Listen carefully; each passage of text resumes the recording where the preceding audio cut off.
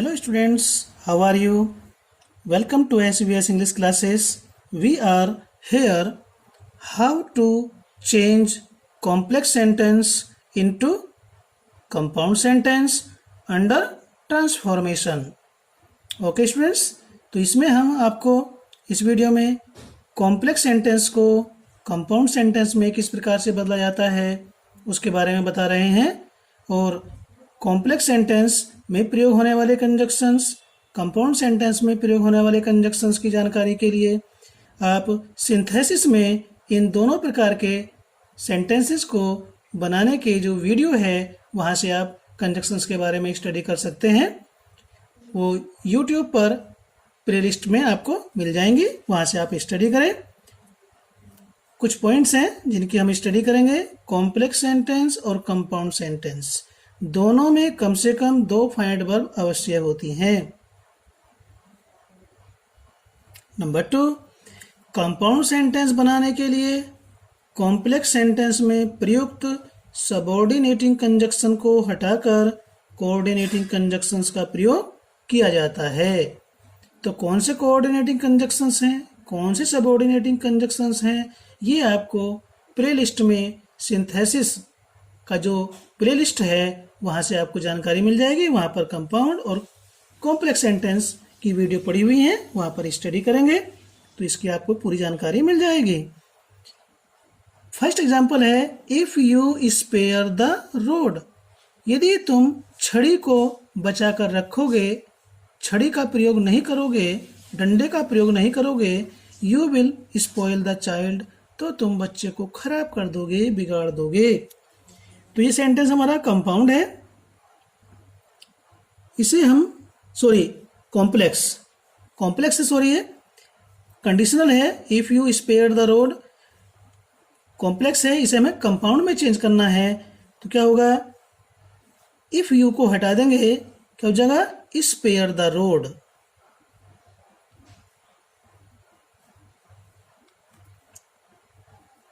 Spare the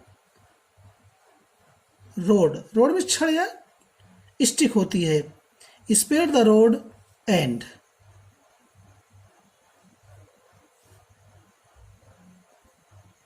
you will spoil the child.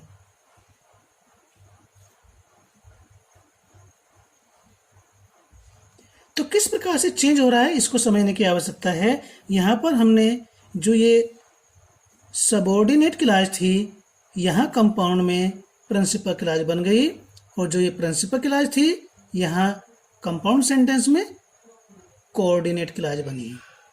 ये coordinating conjunction है and.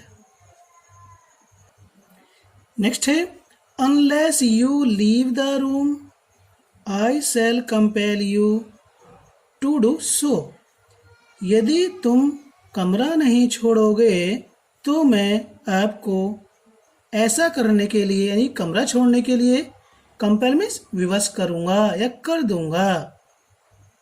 तो जैसे ऊपर का सेंटेंस था उसी प्रकार से ये भी बनेगा। ये भी कंडीशनल है और ऊपर भी कंडीशनल था। तो क्या होगा, कमरा छोड़ दो अन्यथा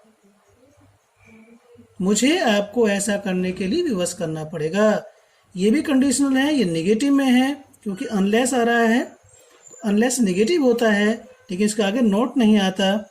ठीक है, तो ऊपर का सेंटेंस किस प्रकार से बना है, नीचे का किस प्रकार का बना है। ऊपर के सेंटेंस के पैटर्न के अनुसार नीचे का नहीं बना सकते क्योंकि अर्थ हमारा कैसे निकल रहा है। यदि तुम कमरा नहीं छोड़ोगे तो मैं आपको कमरा छोड़ने के लिए, यानी कि ऐसा करने के लिए विवश कर दूंगा। क्या होगा, कमरा छोड़ दो, लीव द रूम।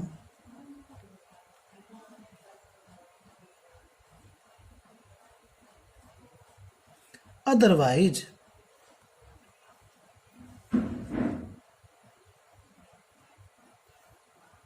या एल्स या फिर और, I shell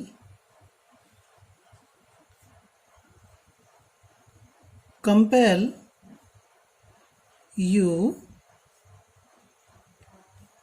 to do so. यही रूल्स हमारे सिंटेक्स में काम आते हैं, यही रूल्स हमारे ट्रांसलेशन में काम आते हैं। तो इसलिए स्टूडेंट्स, ये रूल्स आपको लर्न होने चाहिए, इन रूल्स को आपको अच्छी प्रकार से समझ लेना चाहिए। He was always honest, although he was poor. although आ रहा है, although वाले में although जो है अपोजिट रिजल्ट को शो करता है, और कंपाउंड सेंटेंस में अपोजिट रिजल्ट शो करने के लिए यट बट स्टिल का प्रयोग किया जाता है। तो क्या होगा?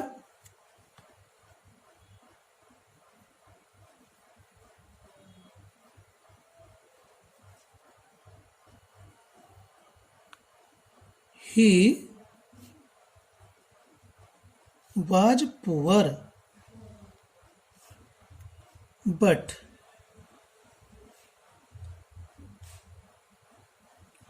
he was always honest। जो प्रिंसिपल क्लास थी उसको यहाँ पर हमने कोऑर्डिनेट क्लास बना दिया। I have found the book that I had lost। ये हमारा कॉम्प्लेक्स सेंटेंस में एडजेक्टिव क्लॉज है। मैंने किताब ढूंढ ली है, मुझे किताब मिल गई है जो मैंने खो दी थी। तो आई को कौन सी किताब मिली? खोई हुई किताब। तो ये हमारा पास्ट पार्टिसिपल है जो आर्टिकल और नाउन के बीच में आ जाएगा। क्या होगा? आई, जो हमारा ये एडजेक्टिव क्लॉज है, इसको हम प्रिंसिपल क्लॉज बना देंगे कंपाउंड सेंटेंस में। क्या होगा? I had lost the book. जो बुक यहाँ पर प्रिंसिपल क्लॉज में आ रही है वो यहाँ पर कंपाउंड सेंटेंस के क्लॉज में किस प्रकार से प्रयोग होगी? I had lost the book and I have found it. मैंने किताब खो दी थी और मैंने इसको खोज लिया है। केवल जो यहाँ पर हैव के फाउंड के बाद में बुक आ रहा था वो लोस्ट के बाद में लिखा, और फाउंड के बाद में इस बुक का हमें प्रोनाउन लिखना पड़ा। ठीक है, क्योंकि ये जो दैट है ये इस लोस्ट वर्ब का ऑब्जेक्ट के रूप में है जो रिलेटिव के रूप में रखा हुआ है। कहेंगे भाई यहाँ तो प्रयोग, यहाँ तो लोस्ट के बाद इट आ ही नहीं रहा है क्या है? दैट, जो रिलेटिव के रूप में रखा हुआ है। आई ने क्या खो दिया था? बुक। दैट क्या है? इसका रिलेटिव प्रोनाउन है। लेकिन जब हम इसे कंपाउंड बनाएंगे तो यहाँ पर दैट नहीं आनेगा, इट का ही प्रयोग होगा। Clear? He works so hard in order that he may become rich। वह इतना कठोर परिश्रम करता है in order that, ताकि वह धनी हो जाए। ठीक है, तो क्या करेंगे?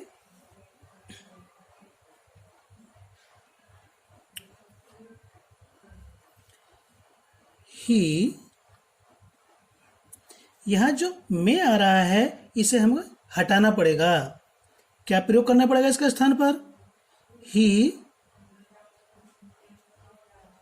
वांट्स का प्रयोग कर देंगे या विशेज का प्रयोग करेंगे। ही वांट्स और विशेज, और जो ये यहाँ पर मेन वर्ब है इसका हम बनाएंगे non finite verb infinitive. He wants और विशेज टू बिकम रिच। वह धनी होना चाहता है, इसलिए सो एक कंपाउंड बन गया, इलेटिव कंजंक्शन का प्रयोग हुआ। सो ही वर्क्स हार्ड। किस प्रकार से क्या जोड़ा है, इस चीज को समझने की आवश्यकता है। नेक्स्ट है I am sure that you have stolen my pen. ये हमारा कॉम्प्लेक्स सेंटेंस में नाउन क्लॉज के अंतर्गत है। क्या लिखेंगे, ये हमारा सबऑर्डिनेट क्लॉज है, ठीक है। इसका हम कोऑर्डिनेट में प्रिंसिपल बनाएंगे। You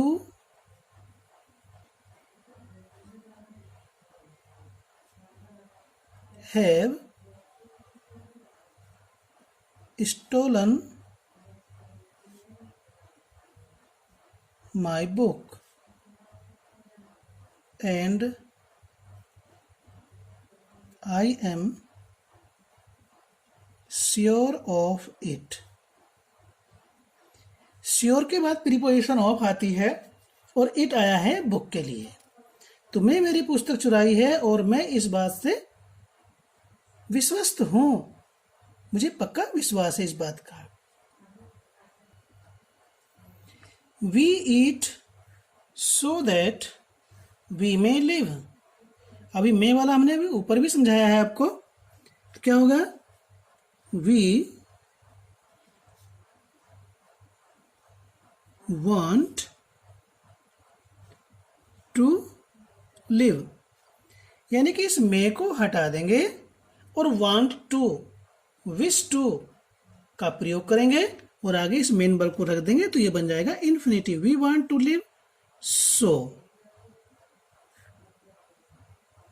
we eat. हम जीवित रहना चाहते हैं इसलिए खाते हैं। नेक्स्ट है as soon as the trumpet sounded the battle commenced. जो ही ट्रम्पेट मीन्स दुदुम्भी, जो ही दुदुम्भी बजी त्यों ही युद्ध शुरू हो गया। कमेंस्ड मीन्स शुरू हो गया, ठीक है। क्या लिखेंगे, दी trumpet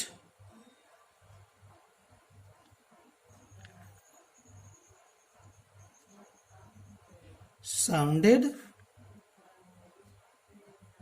and so, या तो एंड का प्रयोग करते हैं, so and so the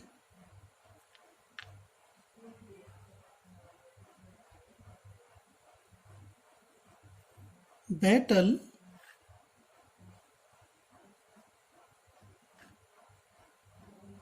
commenced.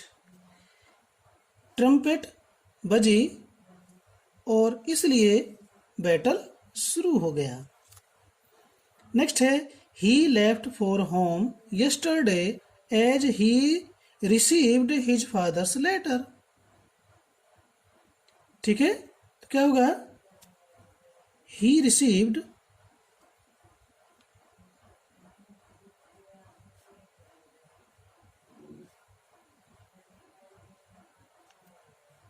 his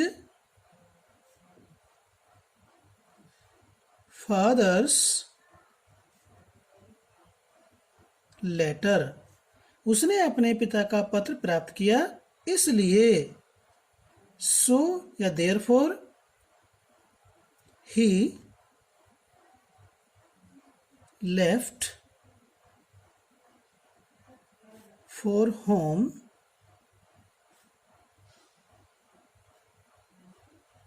yesterday। Clear?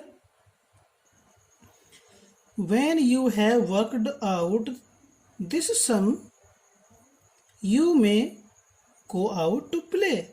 जब आपने इस सवाल को हल कर दिया है तो तुम खेलने के लिए जा सकते हो। ठीक है, तो क्या होगा,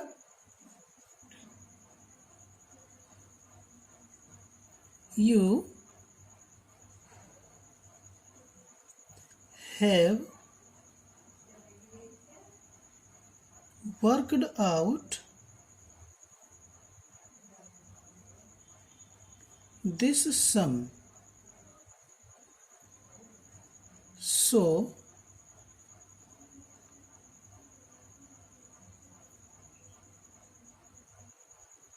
you may go out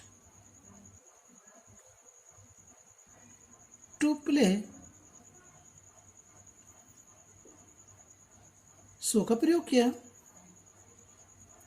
next है he is more a fool than a knave.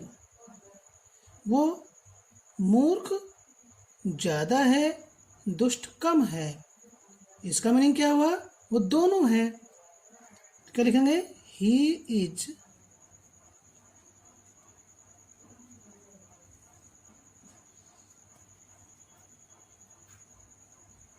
a fool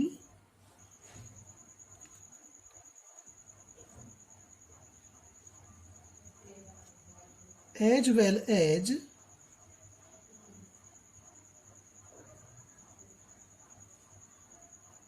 a knave.